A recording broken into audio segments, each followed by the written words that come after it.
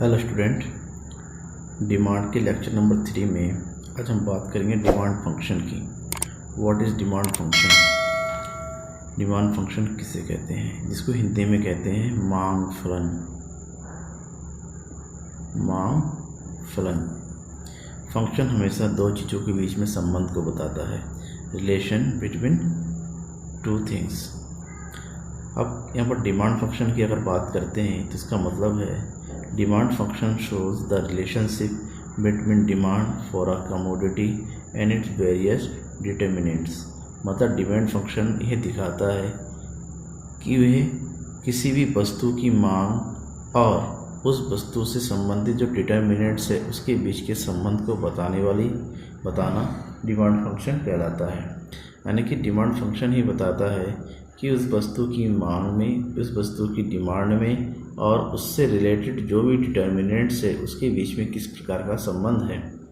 और डिटर्मिनेंट्स का मतलब ये होता है कि वस्तु की मांग को प्रभावित करने वाले कारक, किन किन चीज़ों से हमारी डिमांड प्रभावित होती है। जैसे वस्तु की कीमत बढ़ जाती है तो ऑब्वियसली हम जो है उस वस्तु की मांग जो है डिमांड करना कम कर देते हैं। हमारी इनकम बढ़ जाती है तो हम डिमांड करना ज़्यादा कर देते हैं। तो इससे डिमांड जो है कम भी होना, ज़्यादा होना, तो जिस जिस कारणों से ज़्यादा या कम होना उसके बीच का जो रिलेशनशिप होता है वो डिमांड फंक्शन शो करता है। It shows how demand for a commodity is related to its own price और income of the consumer and other determinants. यह दिखाता है कि किसी भी वस्तु, किसी भी कमोडिटी को जो डिमांड है ये रिलेटेड टू, ये संबंध होता है या तो उसके से ओन प्राइस, इसी वस्तु के खुद की कीमत से, या income of the consumer, consumer की इनकम से, या फिर दूसरे डिटर्मिनेंट्स होते हैं। और कौन कौन से डिटर्मिनेंट्स होते हैं वो आगे पढ़ते हैं। There are two aspect of demand. Demand दो प्रकार का होता है, इससे पहले वाले वीडियो में मैं आपको बताया हुआ हूँ। एक होता है इंडिविजुअल डिमांड फंक्शन और दूसरा होता है मार्केट डिमांड फंक्शन। तो इंडिविजुअल डिमांड फंक्शन और मार्केट डिमांड फंक्शन किस तरह से काम करता है ये पढ़ते हैं। सबसे पहला इंडिविजुअल डिमांड फंक्शन, व्यक्तिगत मांग फलन, shows how demand for a commodity by an individual consumer in market is related to its various determinants। यहाँ पर किसी एक ही कंज्यूमर के, एक ही कमोडिटी के डिमांड और उससे रिलेटेड जो डिटर्मिनेंट्स होते हैं उसके बीच के संबंध को बताता है।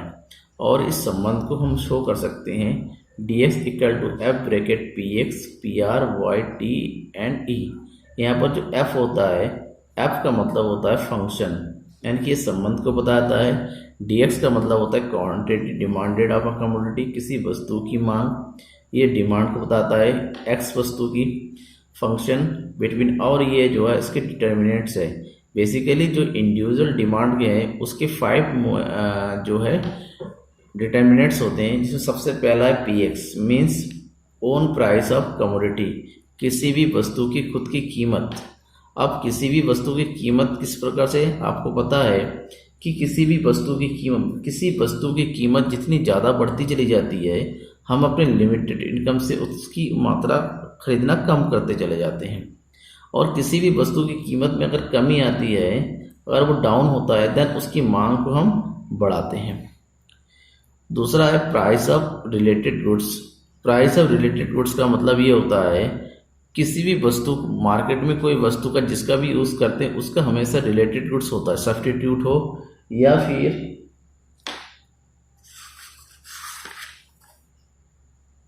कॉम्प्लीमेंट्री गुड्स हो। अब ऐसे गुड्स जिसका खरीदना या ना खरीदना या उसकी कीमत में वृद्धि डायरेक्टली इस गुड्स पर जो है px पर उसका असर करता है, तो ऐसे को जो है रिलेटेड गुड्स कहते हैं। ये दो प्रकार का होता है, एक होता है सब्स्टिट्यूट गुड्स और दूसरा होता है कॉम्प्लीमेंट्री गुड्स। सब्स्टिट्यूट गुड्स का मतलब होता है ऐसे गुड्स जो एक की जगह पर दूसरा यूज़ किया जा सकता है, जैसे चाय और कॉफ़ी। हम चाय की जगह पर कॉफ़ी पी सकते हैं, कॉफ़ी की जगह चाय। ऐसे में क्या है, अगर चाय की कीमत बढ़ती चली गई तो कॉफ़ी की डिमांड ऑलरेडी बढ़ जाएगी। उसका उल्टा अगर कॉफ़ी की कीमत में कमी हो जाती है तो चाय की मांग जो है कम हो जाएगी। और कम्प्लीमेंट्री गुड ऐसे गुड्स होते हैं जिनका यूज एक साथ होता है। एक साथ का मतलब होता है जैसे पेन होता है और इंक होता है, हम पेन का बिना इंक यूज नहीं कर सकते और इंक का यूज बिना पेन के नहीं कर सकते। ऐसी चीज तो एक दूसरे के पूरक होते हैं, उसको जो है कम्प्लीमेंट्री गुड्स होते हैं। ऐसे में अगर पेन की कीमत बढ़ गई तो लोग इंक खरीदना कम कर देंगे और पेन की कीमत कम हो गई तो इंक ज़्यादा बिकने लगेगा। नेक्स्ट है कंज्यूमर्स इनकम। किसी भी कंज्यूमर की जो इनकम है वो उसकी डिमांड पर डायरेक्ट असर करता है। अगर किसी भी कंज्यूमर की इनकम में वृद्धि हो गई तो किसी भी वस्तु की वो डिमांड ज़्यादा करने लगेगा क्योंकि उसका साधन बढ़ जाते हैं।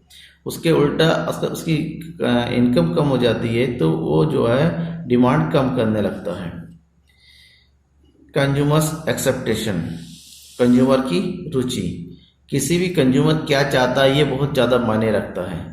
कंज्यूमर की रुचि है, कंज्यूमर की आदत है, कंज्यूमर की पसंद है, ये जो है वस्तु की मांग, उस कमोडिटी की डिमांड को प्रभावित करता है।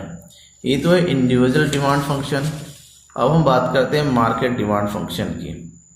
Market demand function shows how market demand for a commodity यानी कि total demand is relative to its various determinants. Market demand function यह बताता है कि किस प्रकार से किसी भी वस्तु की जो टोटल वस्तु है उसकी टोटल डिमांड यानी कि उसकी मार्केट डिमांड जो है उसके रिलेटेड वेरियस डिटरमिनेंट से रिलेटेड होता है। यानी कि बाजार की कुल मांग और उसके संबंधित वस्तु के बीच में संबंध को दर्शाने वाले को मार्केट डिमांड फंक्शन कहते हैं। इसको हम इस इक्वेशन से समझ सकते हैं, MKT/dx मतलब market demand of commodity x equal to F bracket PX PR by TE and YD। यहाँ पर PX PR बाय T और E यहाँ तक आपने पढ़ा है। ये जो है इंडिविजुअल डिमांड फंक्शन, जहाँ पर PX का मतलब है ओन प्राइस ऑफ कमोडिटी, किसी वस्तु की खुद की कीमत। PR का मतलब होता है प्राइस ऑफ रिलेटेड गुड। उस जिस प्रकार जो है इंडिविजुअल का प्रभावित करता है, यहाँ पर मार्केट का भी रिलेटेड गुड प्रभाव पड़ता है। फिर है Y का मतलब होता है इनकम ऑफ कंज्यूमर। आप सबको पता है कंज्यूमर की इनकम किस प्रकार से इसकी डिमांड को जो है प्रभावित करता है, रिलेट करता है। और उसके बाद है दो N और YD। N का मतलब होता है नंबर ऑफ पॉपुलेशन या पॉपुलेशन साइज। किसी भी मार्केट में पॉपुलेशन की संख्या जितनी ज़्यादा होती है उस कमोडिटी की डिमांड भी उतनी ज़्यादा हो जाती है। अगर पॉपुलेशन की संख्या कम होती है तो वहाँ पर कंज्यूमर कम हो जाएंगे, ऐसे में उस कमोडिटी की डिमांड भी कम होती है। और लास्ट है डिस्ट्रीब्यूशन ऑफ इनकम।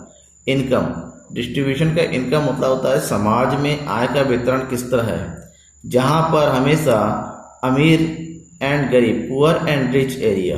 अगर हम जो है रिच एरिया की बात करें वहाँ लोगों की डिमांड ऑटोमेटिक उस एरिया में ज़्यादा होती है, और अगर पुअर एरिया में जो है तो पुअर एरिया के पीपल की डिमांड जो है कम भी होती है और इनकी तुलना में अलग होती है। तो ये डिस्ट्रीब्यूशन ऑफ इनकम हमेशा जो है किसी भी कमोडिटी की डिमांड को जो है बढ़ाता है। मान लीजिए अगर हम बात करें, अगर हम यहाँ पर पिज्ज़ा की बात करते हैं, पिज्ज़ा की डिमांड की, तो पिज्ज़ा की डिमांड हमेशा जो है जो सोसाइटीज़ होता है अमीर लोगों के बीच में इसकी डिमांड ज़्यादा होती है क्योंकि पिज्ज़ा की कीमत ये अफोर्ड कर पाते हैं।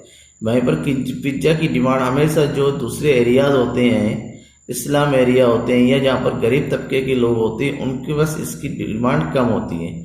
क्यों? क्योंकि पिज्ज़ा का प्राइस जो है ये अफोर्ड नहीं कर सकते। ऐसे में डिस्ट्रीब्यूशन ऑफ इनकम जो है डायरेक्टली किसी भी वस्तु की कमोडिटी की डिमांड को अफेक्ट करता है।